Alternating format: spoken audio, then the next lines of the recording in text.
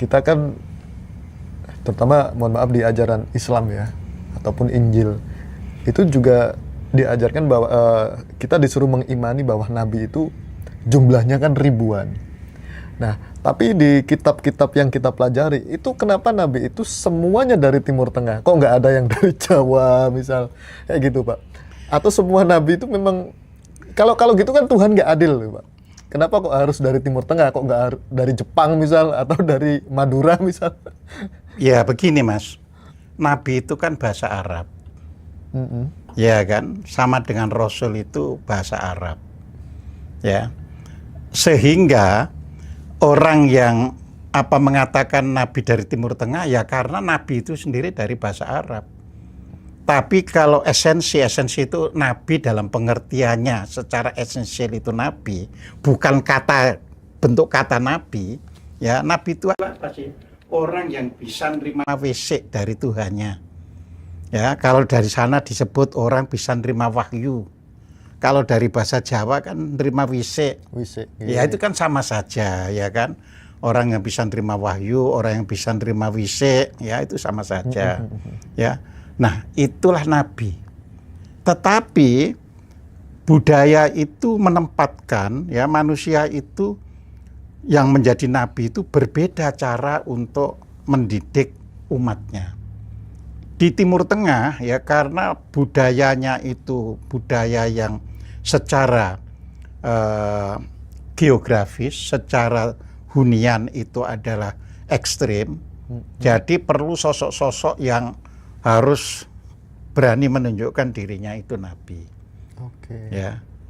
Kalau tidak begitu tidak diikuti. Ya, sedangkan di sini anak kecil ya dengarkan orang tuanya, kalau orang tuanya itu jujur ngomong dengan baik langsung sudah ngikuti. Kan pesan nabi itu kebaikan, bukan pesan yang lain-lain. Ini yang harus dipahami ya. Jadi nabi itu menerima bisikan untuk apa? Untuk memberitahu agar perilaku manusia itu benar, bukan berupa AIU bukan, iya, tapi betul-betul benar. Nah, orang yang menyampaikan pesan kenabian itu namanya rasul, ya utusan, ya kan? Jadi seperti itu. Nah, makanya utusan itu ya banyak di kita itu, ya. Aku diutus untuk ini, ya. Selama dia itu menyampaikan, ya kan? Diutus oleh mbah untuk menyampaikan ini untuk amanat ini, ya sudah selesai, ya. Jadi di situ. Nah, makanya di sini kita yang harus memahami, jadi bahasa sana ya harus dipadankan dulu sebenarnya kalau bahasa kita itu apa. Nah, Rasul menyampaikan ya secara hadis tentunya ya. Secara hadis itu Nabi itu ya sampai 40.000 ya. Itu sebenarnya ya bukan hitungan 1, 2, 3 sampai 40.000, artinya banyak sekali di dunia ini ya. Nah, sedangkan kalau di Al-Qur'an itu banyak rasul yang tidak kami sampaikan kepada kamu. Jadi artinya yang disampaikan itu hanya yang bisa dimengerti oleh orang Timur Tengah. Gitu loh ya. Siap. Ya kan orang Timur Tengah nggak ngerti nanti kalau diberitahu rasul dari Jepang kan nggak ngerti ya kan. Jadi yang disampaikan di Al-Qur'an, di Alkitab itu ya yang dimengerti oleh orang Timur Tengah. Ya, makanya di Al-Qur'an di beberapa ayat dikatakan dan kami utus banyak rasul, tetapi hanya sebagian saja yang kami beritahukan kepadamu. Ya, yang diberitahukan tentunya yang dimengerti oleh masyarakat di Timur Tengah. Kalau yang jauh-jauh ya tidak. Makanya di surat Ibrahim, surat 14 ayat 4 itu dikatakan, dan kami tidak mengutus seorang rasul pun ya, kepada suatu kaum kecuali dengan menggunakan bahasa kaumnya, agar rasul bisa menjelaskan dengan terang.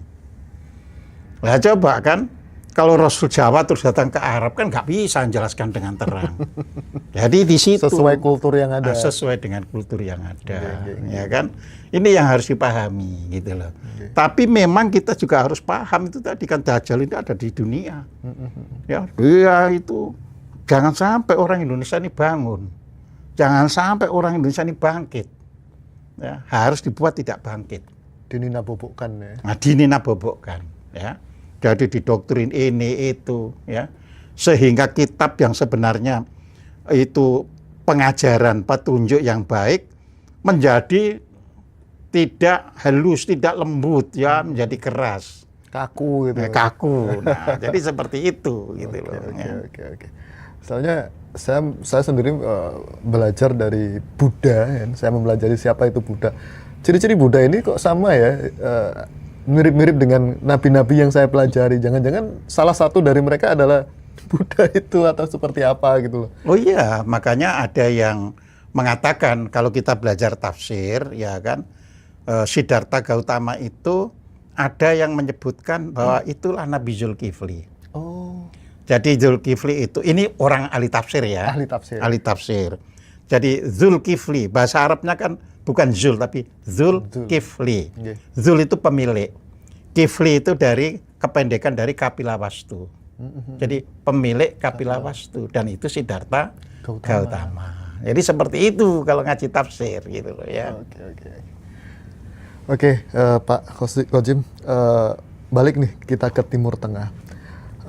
Saya membaca di kitab-kitab itu ada beberapa daerah di Timur Tengah, terutama di kota Mekah dan Madinah.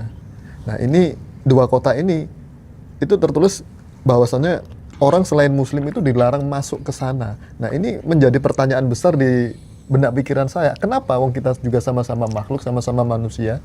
Proses yang terjadi di di dalam dunia ini kan agama, budaya, politik, kekuasaan itu saling berkelindan, saling tali temali, ya. Jadi di situ, karena misalnya Islam karena lahir di tanah Arab ya berkaitan juga dengan budaya Arab. Begitu pula agama Yahudi, agama Nasrani karena lahir di Yerusalem ya berkaitan juga dengan dunia sana. Terus karena Yerusalem dan Arab itu juga relatif dekat, jadi ada juga saling ini. Ya, saling kadang-kadang terjadi pertemuan, kadang-kadang terjadi penolakan, jadi seperti itu. Ya, jadi itu kita harus paham. Berarti itu memang murni politik ya, Pak? Iya, jadi artinya tidak ada penjelasan secara konkret ya bahwa ya orang selain Islam itu tidak boleh ada di Mekah dan di Madinah. Secara konkret, secara qat'i.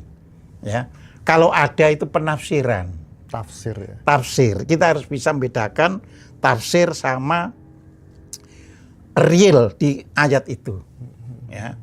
Jadi seperti itu. Oke, berarti ada kepentingan di balik. Oh iya, ada. Ada. Jadi di situ. Ya. Nah, kita kembali ke sana lagi, Pak.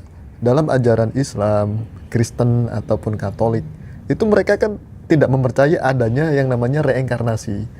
Beda dengan ajaran Timur ya di daerah kita ya, Hindu dan lain sebagainya, Buddha, itu kita mempercayai adanya reinkarnasi. Nah, menurut pandangan Pak Kojim sendiri, reinkarnasi itu memang real ada atau memang cuma sekedar apa ya, persepsi agama tertentu gitu? Bukan. Jadi baik umat Islam, umat Kristen, umat Yahudi itu juga tumbuh dan berkembang sesuai dengan budaya, ya. Jadi misalnya yang saya tahu, ya, di Kristen pada mulanya itu, yang saya tahu, ya, sebab boleh jadi orang Kristen sendiri juga tidak tahu. Tapi orang yang di luar Kristen, tapi kalau rajin membaca bisa tahu, ya. Makanya yang saya tahu, ya, itu pada suatu hari, ya, itu ada tokoh beragama yang beragama Katolik, karena itu tumbuhnya kan dari agama Katolik, bukan Protestan di belakang hari. Itu bertanya kepada subordinasinya, bagian bawahnya itu, ya. Apakah kalau orang sudah menjadi semacam paus, ya, itu juga akan dilahirkan kembali? Iya. Ya kan? Ya, ini jawab, ya kan? Loh, selama orang itu punya utang karma, karma itu perilaku yang buruk, ya dia harus tetap membayar, lagi. ya kembali. Ya. Nah, terus menurut cerita itu bagian dari situ diambil. Kalau gitu ini nggak layak dimasukkan dalam kanonnya. Nah, jadi seperti itu. Ya.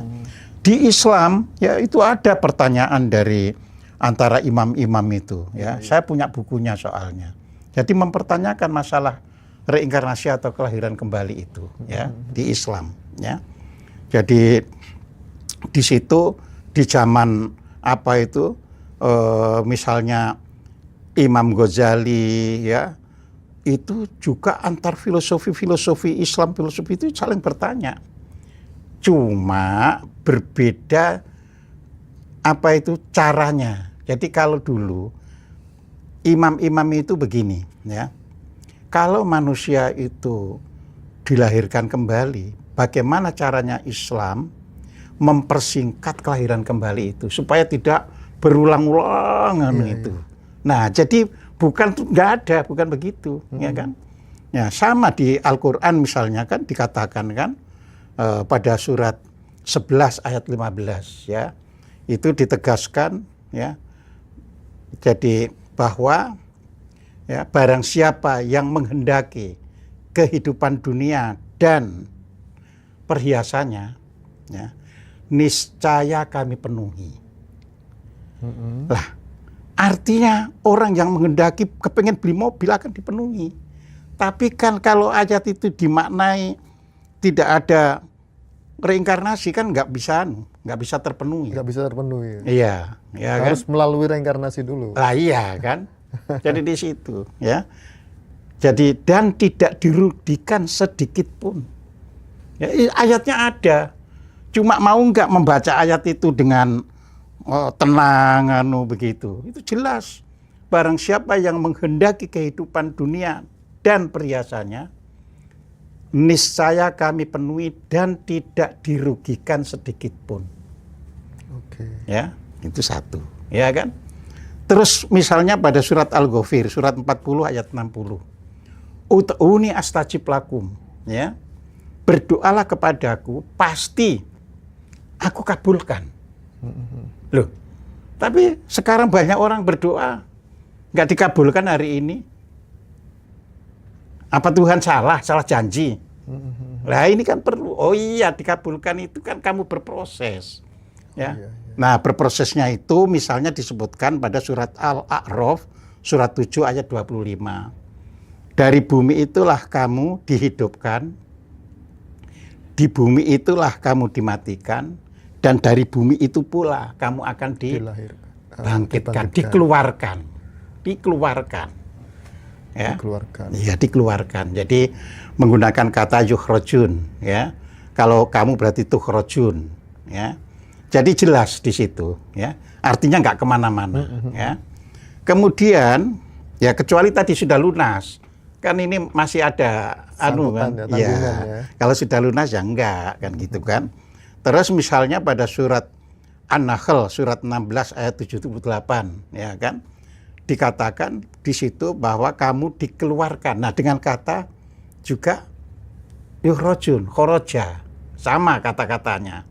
Dikeluarkan dari perut ibumu, ya, dengan tidak tahu sesuatu pun yang pernah kamu ketahui. Kemudian diberilah kamu penglihatan, pendengaran, dan fuad. Nah jadi jelas. Jadi orang dilahirkan kembali itu ternyata tidak tahu apa-apa yang pernah diketahui sebelumnya. Terus memorinya kemana, Pak? Memori di kehidupan yang sebelumnya itu. Loh, kan gini kan, memori itu ya akan bisa kita pakai kalau kita sudah tingkatannya itu tinggi. Seperti misalnya orang yang bisa menemukan kayak komputer sekarang ini sudah punya memori. Nah kalau orang bodoh kan nggak punya memori itu, ya.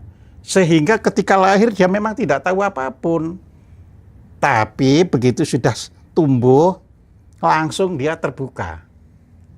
Nah, jadi di situ langsung dia, loh aku kok tahu ini ya, aku tahu ini. Nah jadi di situ, ya.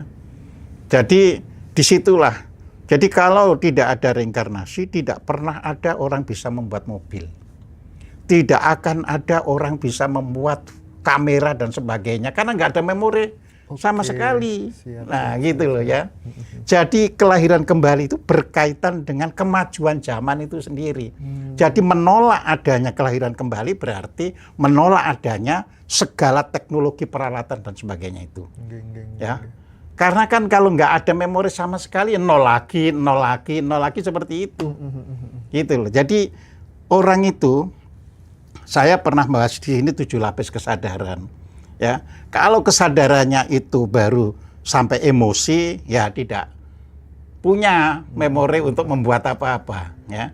Tapi kalau dia kesadarannya sudah sampai lapisan yang lebih tinggi, ya kan, lapisan kelima misalnya, nah dia akan ingat.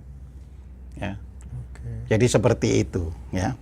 Makanya ada orang terus dia bakat ini, bakat itu karena punya memori. Punya itu. memori. Iya, gitu loh. Ya. Nah, apakah orang, Pak, ini kan reinkarnasi kan, mati, kembali lagi, lahir lagi. Apakah kelahiran kedua misal itu akan menjadi sosok manusia atau sosok makhluk hidup yang lain atau seperti apa? Tergantung. Ya, bisa menjadi manusia tetap. Tapi nasibnya misalkan karena banyak perilakunya hewan yang dia lakukan sehingga lahir lagi sebagai manusia tapi perilakunya masih seperti hewan, ya kan? Bisa kejebak, mau lahir lagi itu kan sama dengan kita melihat peta kita mau turun. Ya, kejebak. Oh, yang ada kok hewan dimasuki. Makanya ada hewan yang kamanungsan istilahnya. Ya, dekat dengan manusia, ya, itu kan minta dikasih sayangi supaya nanti kalau dia meninggal sudah mati hewan itu tidak jadi hewan lagi, kembali lahir seperti manusia lagi. Ya. Terus ada orang yang dilahirkan artinya padanya manusia, tapi dia sudah bisa ngikuti aturan manusia, itu golongan tengahan, ya. Jadi ngikuti manusia tuh gini, kalau dia bekerja pada orang yang suka korupsi ya katut korupsi. Kalau dia bekerja pada orang yang baik katut berbuat baik. Tapi yang bawah tadi enggak. Dia memang tidak ada kapasitas untuk menjadi baik itu, ya. Kecuali seperti jadi budak, memang baiknya itu dipaksa, ya kan. Kalau yang tengah ini baik itu tinggal sopus yang diikuti. Ya. Nah, yang lebih tinggi ya itu ia dilahirkan sebagai manusia dan dia langsung mengenal kebaikan itu dari dalam dirinya. Sehingga gampang sekali menerima ada pelajaran dari orang seperti sudah met aja. Dan itu kita juga tahu kan ada orang yang demikian kan. Ada. Padahal dia baru tahu aja sudah langsung berbuat baik. Benar. Ya, tapi ada yang sudah ajari sampai nggak bisa-bisa kan gitu. Bahkan ada anak tingkat SD yang sudah bisa ikut kuliah juga. Mungkin seperti itu, Pak, ya. Seperti itu. Nah, kita bicara lanjut nih reinkarnasi. Ketika ruh kita keluar dari raga kasar kita, Pak, itu kan alam kematian. Nah, sebenarnya ruh kita di alam kematian itu ditaruh di mana sebelum kita lahir kembali, Pak? Begini, ya. Jadi kan alam ini istilahnya kan ada alam kasar. Alam kasar. Ya, jadi bumi ini adalah alam kasar, ya kan? Nah, setelah alam kasar itu ada alam yang istilahnya itu lebih halus. Ya, dia tidak punya fisik, ya kan? Tapi dia bisa hidup. Ya, jangankan yang berupa roh ya. Virus-virus itu aja hidupnya gak nempel-nempel kan ya, di gini-gini nih, ya kan? Nggak kelihatan juga. Nggak kelihatan kan, bakteri apa ini kan hidup di alam yang tidak nempel di Benar. Walaupun ada bakteri yang hidupnya di tanah, ada virus yang hidupnya memang nempel di itu. Tapi yang melayang-melayang ini juga ada. Iya banyak. Cuma dia mungkin perkembangbiakannya kalau menempel pada inang tertentu. Kalau ya sudah mempertahankan kehidupannya saja, ya kan? Nah, ini juga gitu, karena nggak ada fisik. Nah, jiwa ini pun ada yang istilahnya itu kalau orang Jawa bilang itu arwah gentayangan. Ya, itu kan karena dia pas keluar itu mungkin karena dulu perbuatannya buruk kan, sehingga ketika keluar dari pintu jasmani ini dihadapkan pada hal-hal yang menurut dia menakutkan, sehingga nggak bisa lewat jalannya. Akhirnya ya di pohon, ya dia seperti itu. gitu, ya Pak, kan? ya. Iya. Berarti bener adanya kalau di Bali itu kan masih ada, saya lama tinggal di Bali. Jadi ada sebuah pohon misal gede itu dikasih sesaji dan lain sebagainya. Itu kata masyarakat Bali, oh ini tempatnya roh-roh yang belum apa ya, Iya, istilahnya bisa. belum diterima atau Bisa, apa, biar gitu. nanti nggak kesana kemari biar Nggak ngumpul di situ. ya, biar nggak ganggu juga. Berarti bener adanya Nah, itu, iya ya? memang begitu, ya kan. Jadi banyak ini bersap-sap itu sampai atmosfer kita. Ya kan di luar atmosfer itu sudah kosong dari untuk kehidupan, ya kan. Nah, jadi sampai 60 km dari permukaan ini masih untuk kehidupan segala macam. Kalau oksigen aja juga di atas kita, itu kan untuk juga kehidupan. Bener. Jadi di situ, jadi jangan mengira yang di ini samping-samping kita ini nggak ada makhluk hidup, Termasuk ya jin dan sebagainya. Dan Cuma ruh-ruh. itu dimensinya berbeda. Dimensinya jin sama dimensinya manusia. rohnya manusia, manusia. ya Oh, kan? gitu. Itu berbeda, ya. Jadi artinya dimensi jin itu lebih kasar daripada dimensi Ruhnya jiwa manusia. atau roh manusia, gitu loh. Berarti leluhur kita yang sudah, mohon maaf, yang sudah meninggal itu bisa menyaksikan kita, kegiatan kita sehari-hari dong, Pak? Loh, kalau perlu sudah nggak dilihat. Kalau dia sudah tidak ada beban, tidak ada ikatan ya. Dia hanya doakan aja, kamu karyo selamat. Oh gitu. Oh iya, anak cucuku, kamu selamat, Mbah lagi ya kan. Iya, melanjutkan perjalanan. Terus nanti dapat tugas kan, lahir, tapi lahirnya itu ada macam-macam. Ada tetap lahir lihat manusia, tapi dia jadi langsung orang ini sejak kecil kok ya pinter, kok ya alim. Nah, jadi seperti itu. Ya. Geng. Terus ada yang ya sudah hadir aja, orang tidak tahu di mananya. Ya, terus tahu-tahu dia ikut orang, saya misalkan apa ini lupa jalan pulang, padahal itu disengaja karena dia hadirnya misalnya jadi anak umur 10 tahun, jadi hadir langsung. Ya bilang ya, saya tadi entah gimana, nggak tahu rumah, boleh ikut Nah, kalau ikut orang, dia itu berbakti sekali. Oh gitu. Iya, makanya ada orang diikuti orang ini kok jadi enak Nah, Geng. itu fakta-fakta di dalam kehidupan, gitu loh. Ya. Terus teori manitis ini, Pak, kan ada nih, kadang nggak jauh-jauh lah, mbah saya sendiri ketika om saya punya anak, tapi perilakunya itu seperti almarhum. Akhirnya bahasa ini mbahmu ini. Bahkan anak itu manggil mbahku itu nggak mau panggil mbah itu, panggil nama gitu loh. Itu mungkin Iya. nggak masuk ke? Iya mungkin, tapi itu sebenarnya bukan menitis. Itu yang dinamakan kelahiran kembali. Kelahiran kembali. Kan berarti mbah sudah wafat kan berarti. Nggih. Nah ya, kelahiran kembali tapi jadi anak kita atau jadi cucu kita. Oh, berarti bener dong ada yang bilang Nah, jadi di anakku situ. itu dulu suamiku. Nah, Kan iya. ada segitu. Banyak sekarang orang barat itu kan agamanya kan Amerika itu kan 90% agama Kristen dan Katolik, 90%. Semula pada tahun 50-an nggak ada yang percaya kelahiran kembali atau reinkarnasi. Tapi sekarang hampir 100% mereka percaya adanya reinkarnasi. Ya. Mengapa? Ya karena mereka bisa membuktikan segala macam kehidupan. Ya, beda dengan di negara-negara berkembang kan, hanya doktrin kan. Iya. Ya, karena doktrin ya tinggal siapa yang doktrin. Ya, siapa yang doktrin ya. Tapi alhamdulillah ya kan ternyata di antara calon doktor itu ada yang menulis reinkarnasi berdasarkan apa yang saya kaji. Oh, gitu. Dijadikan disertasinya. Keren.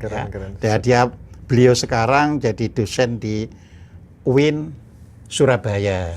Iya. Sudah mulai ada kesadaran ke sana. Iya, itu disertasinya tentang reinkarnasi. Keren, Walaupun keren. dia mengatakan kepada saya, waduh, dibully habis-habisan sama yang nguji.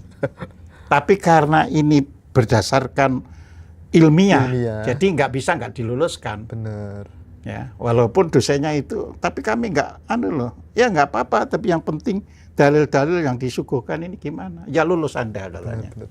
Karena perjalanan para nabi juga seperti itu ya. Iya, perjalanan para nabi juga seperti itu, dibully, ya. Bahkan diancam Ya, pembunuhan dan lain sebagainya. Kita juga begitu, Mas, nggak boleh ada rasa sakit hati atau apa dibully itu biasalah. Lepas saja dalam kehidupan. Kita cuma mengingatkan orang yang bully itu, kalau yang dibully itu ya bukan orangnya itu nggak terima, tapi kan kita itu punya energi, ya. Kalau energinya ini itu merasa nggak terima, itu bisa membuat orang itu bisa celaka dan sebagainya. Kan ada orang, waduh, kualat sama orang itu. Oh, iya, padahal orang itu sebenarnya nggak apa-apa, gitu loh. Ya. Kita ini kan berisi energi. Benar. Ya, jadi di situ. Ya, jadi itu makanya kita harus belajar meningkatkan kesadaran. Jadi kita tidak perlu, ya kan, membuli sesuatu yang berbeda. Jadi kita itu harus paham bahwa orang Islam itu, ya, menggunakan suatu pembelajaran, ini kan sarana pembelajaran, itu untuk memperluas wawasan. Iya. Nah, namanya memperluas wawasan boleh jadi sangat berbeda dengan yang sudah diterima. Nah, sekiranya berbeda, ya sudah diam, ya kan? Tidak perlu terus membuli, mempengaruhi orang, begitu, ya kan? Sama dengan tidak cocok, kan? Iya. Iya, ya sudah. Sudah, Karena Nabi pun menyampaikan sesuatu belum tentu cocok sama yang menerima itu, gitu loh. Jadi kita harus mulai dewasa. Ya. Jadi, berarti memang tidak cocok dengan apa yang pelajari, nggak apa-apa. Sah-sah saja. Sah-sah saja, ya kan? Jangan dikit-dikit langsung kafir. Oh iya, karena yang tahu benar itu kan al-haqqu min rabbikum, ya. Kebenaran itu semata-mata Tuhanmu yang tahu. Termasuk tadi, kesesatan itu semata-mata hanya Tuhan yang tahu. Terus kebenaran yang kedua itu adalah kebenaran yang ada di dalam keluarga. Kan mana ada sih orang jelekan keluarganya gitu. Iya. Ya. Nah, terus kebenaran ketiga, ya, itu adalah kebenaran yang berlaku di masyarakat. Itu berkaitan dengan peraturan negara dan sebagainya, berlaku di masyarakat. Nah, baru kebenaran universal. Yang itulah yang dari Tuhan semesta alam. Orang bisa menemukan kamera, kan dia tahu kebenaran. Benar. Kalau tidak tahu kebenaran, kan nggak bisa buat. Nggak bisa menemukan. Nah, nggak bisa menemukan. Ini ada HP. Ini kan berarti tahu kebenaran untuk ini. Nah, jadi seperti itu. Oke. Nah, makanya kita harus sadar, jangan mentang-mentang dirinya sendiri tahu, yang lain salah, kan gitu kan. Ya, kalau kebenaran bernegara saja bisa dianggap salah oleh negara lain, ya kan. Ya, tapi di kita, ini bener, loh, kan gitu kan. Ya. Nah, tapi kalau sudah universal, ya namanya universal bisa berlaku dimanapun. Ya, orang membuat HP nggak peduli siapa yang buat, ya. Nyatanya semua menerima. Nah, cuma menerima. Jadi di situ.